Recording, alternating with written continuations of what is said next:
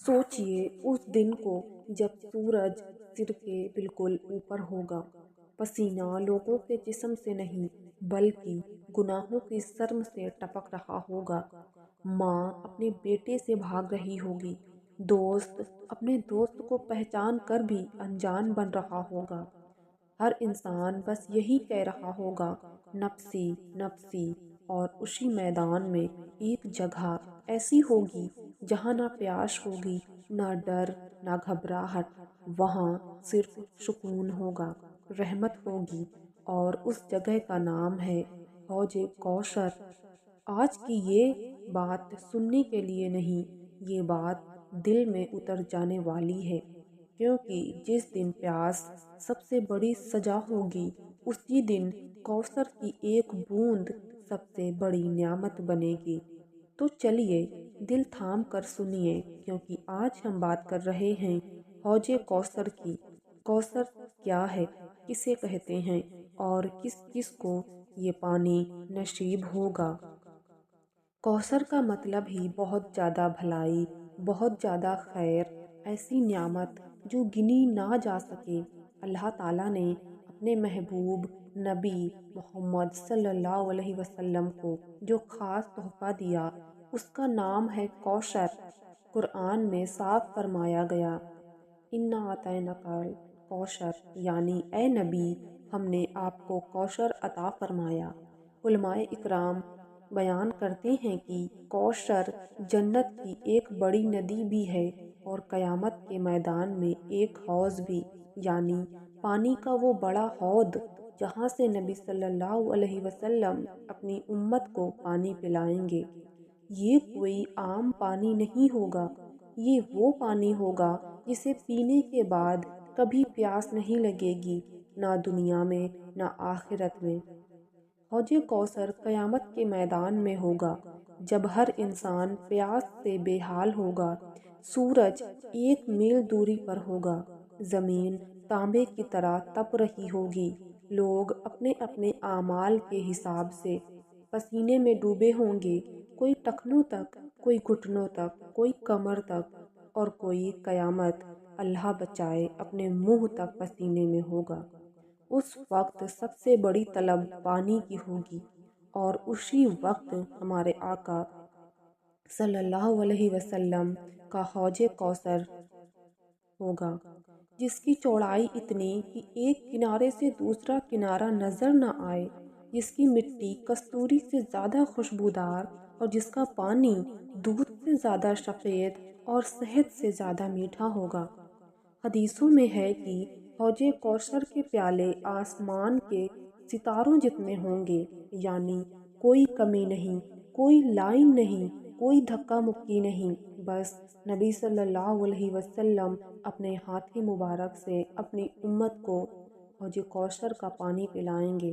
سوچئے وہ لمحہ جب نبی صلی اللہ علیہ وسلم کسی کو پہچان کر بلائیں گے، آؤ میری امت، آؤ یہ لو کوثر کا پانی۔ اس وقت اگر نبی صلی اللہ علیہ وسلم نے آپ کو پہچان لیا تو سمجھ لیجئے کامیابی مکمل ہو گئی۔ لیکن یہاں ایک ڈرانے والی بات بھی ہے جو اکثر لوگ سننا نہیں چاہتے، ہر کوئی اس حوض سے پانی نہیں پی سکے گا۔ کچھ لوگ ہوں گے جنہیں فرشتے دور ہٹا دیں گے۔ نبی صلی اللہ علیہ وسلم فرمائیں گے، یہ تو میری امت ہے، تو جواب ملے گا، آپ نہیں جانتے آپ کے بعد انہوں نے دین میں کیا کیا تبدیلیاں کی۔ یعنی جو لوگ دین میں بدعت لائے، نماز کو ہلکا سمجھا، سنتوں کو چھوڑا، گناہوں پر ضد کی، اور دین کو اپنی مرضی سے بدلا، ایسے لوگوں کو حوض سے دور کر دیا جائے گا۔ اس وقت پچھتاوے کا کوئی فائدہ نہیں ملے گا۔ کوثر صرف ایک پانی کا نام نہیں ہے، کوثر ہمارے نبی صلی اللہ علیہ وسلم کی شان ہے، ان کی عزت ہے، ان کی امت کے لیے اللہ کی رحمت کا اعلان ہے۔ دنیا میں نبی صلی اللہ علیہ وسلم کو طرح طرح کی تکلیفیں دی گئیں، طعنے مارے گئے، مذاق اڑایا گیا، لیکن اللہ نے آخر میں ہمارے نبی صلی اللہ علیہ وسلم کو ایسا مقام دیا کہ پوری انسانیت دیکھے گی کہ یہ ہے اللہ کے محبوب حوض کوثر، اسی عزت کا حصہ ہے۔ اب سوال یہ ہے کہ کون لوگ حوض کوثر سے پانی پئیں گے؟ جواب بہت سیدھا ہے لیکن عمل میں بہت بھاری۔ وہ لوگ جو نبی صلی اللہ علیہ وسلم کی سچی پیروی کرنے والے ہوں گے، جو نماز پڑھتے ہوں گے، صرف رسم کے لیے نہیں، دل سے، جو جھوٹ سے بچتے ہوں گے، دھوکے سے بچتے ہوں گے، حرام کاموں سے بچتے ہوں گے، جو دین میں اپنی طرف سے کچھ نیا نہیں جوڑتے ہوں گے، جو نبی صلی اللہ علیہ وسلم کی سنت کو پکڑ کر رکھتے ہوں گے، چاہیں دنیا ان کا مذاق اڑائے۔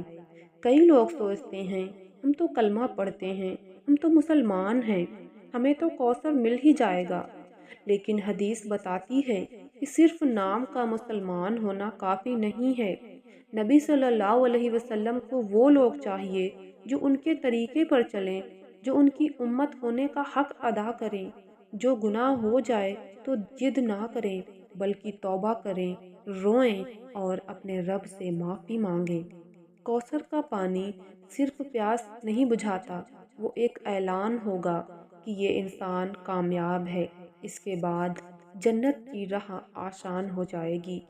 اسی لیے دنیا میں رہتے ہوئے اگر ہم نے اپنی زندگی کو دین کے حساب سے ڈھال لیا تو انشاءاللہ اس دن نبی صلی اللہ علیہ وسلم کے ہاتھوں سے کوثر کا پیالہ ملے گا۔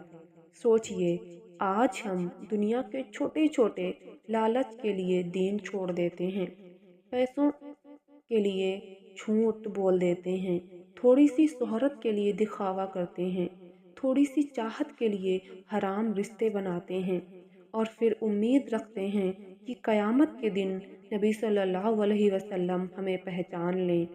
پہچان تب ہوگی جب آج ہماری پہچان دین سے ہوگی۔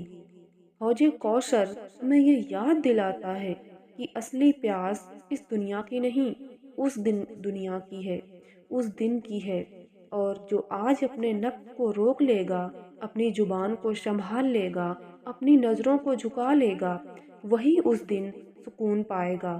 ہمارے نبی صلی اللہ علیہ وسلم نے فرمایا کہ جو شخص ایک بار کوثر کا پانی پی لے گا پھر اسے کبھی پیاس نہیں لگے گی۔ اس سے بڑی کامیابی اور کیا ہو سکتی ہے؟ آج اگر دل میں تھوڑی سی بھی محبت ہمارے نبی صلی اللہ علیہ وسلم کے لیے ہے تو اپنے آپ سے ایک سوال پوچھئے، کیا میں ان کے طریقے پر چل رہا ہوں؟ کیا میری نماز، میرا اخلاق، میری زندگی گواہی دے گی کہ میں ان کا امتی ہوں؟ اگر جواب ہاں ہے تو الحمدللہ، اور اگر نہیں تو آج ہی موقع ہے توبہ کا، بدلنے کا، واپس اپنے دین کی طرف لوٹ آنے کا۔ قیامت کا میدان بہت سخت ہوگا لیکن حوض کوثر بہت نرم ہوگا، وہاں ڈانٹ نہیں ہوگی، وہاں رحمت ہوگی۔ لیکن رحمت انہی کے لیے ہوگی جو اس دنیا پر رحمت کے راستے پر چلے ہوں گے۔ اب جاتے جاتے بس یہی دعا ہے کہ اللہ پاک ہمیں ان خوش نصیبوں میں شامل کرے جنہیں ہمارے آقا نبی صلی اللہ علیہ وسلم اپنے ہاتھ مبارک سے کوثر کا پانی پلائیں گے۔ اللہ ہمارے گناہوں کو معاف کرے، ہمیں سنتوں پر چلنے والا بنائے، اور اس دن کی پیاس سے ہمیں بچا لے جب کوئی کسی کا نہیں ہوگا اور کوئی کسی کے کام نہیں آئے گا، کوئی کسی کو نہیں پہچانے گا۔ اگر یہ بات دل کو چھو گئی ہو تو اسے صرف سن کر مت چھوڑیے، اسے اپنی زندگی میں اتاریے، کیونکہ کوثر کا راستہ یہیں سے شروع ہوتا ہے، اور انشاءاللہ ہم سب اس حوض پر ملیں گے ہمارے آقا صلی اللہ علیہ وسلم کے ساتھ۔